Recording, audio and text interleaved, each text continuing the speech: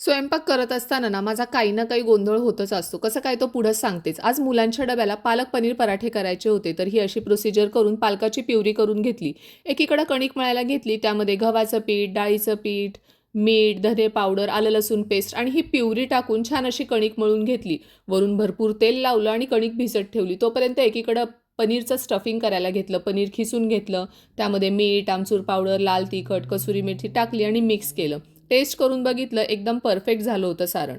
आता परवा Costcoमधून जे आंबे आणले होते ते चवीला अजिबात चांगले नव्हते. पानसट होते, अगोड होते. म्हटलं आता हे याचा मँगो मिल्कशेक केल्याशिवाय हे आंबे काही संपणार नाही. मग त्याचा मँगो मिल्कशेक केला भरपूर. मुलांना, आम्हाला सगळ्यांनाच केला. त्यानंतर इथं कणिक भिजून झालेली होती. पनीरचं स्टफिंग भरलं आणि पालकाचे पराठे करून घेतले. थंड झाल्यानंतर मुलांचे डबे भरून घेतले. एकदा का मुलं स्कूलला गेली, त्यांचे डबे गेले, की नंतर निवांत असा चहा पिता येतो. तर आज मागच्या साईडला ग्रास कटिंग चालू होतं. तर अशा पद्धतीची काही ती गाडी असते आणि त्याच्या मागं हा माणूस उभा असतो आणि ही गाडी फिरवत हे सगळं ग्रास कटिंग आज चालू होतं. त्यानंतर पुढच्या साईडला होता हा इथला झाडूवाला. तर हे बॅकपॅक ब्लोअर असं काही मशीन त्यांच्या हातात असतं. खूप फोर्सने त्यातून वारं येतं आणि सगळा कचरा एकीकडं गोळा केला जातो. माझी अंघोळ झाली, देवपूजा झाली, एकीकडं कुकर लावून घेतला. तर दुपारी म्हटलं जेवणाला काय करावं, तर यूट्यूबवर सध्या दह्यातली मिरची खूप फेमस आहे. मग तीच रेसिपी बघितली आणि करायला घेतली. आता त्याच्यासाठी पोपटी मिरच्या तर नव्हत्या, पण हिरव्या होत्या. म्हटलं चला याचीच करावी.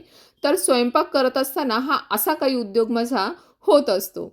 तर असो, एकीकडे दह्यातली मिरची करून घेतली आणि आज म्हटलं दाल पालक करावं. घरात पालक भरपूर शिल्लक आहे, त्यामुळे आता त्याचेच वेगवेगळे प्रकार करणं चालू आहे. आणि दाल पालक मला खूप आवडतो. आता खायचं म्हणल्यानंतर केल्याशिवाय तर खायला मिळणार नाही. मग एकीकडं गरम गरम पोळ्या करून घेतल्या आणि जेवणाचं ताट भरून घेतलं. म्हटलं आता जेवायला घ्यावं.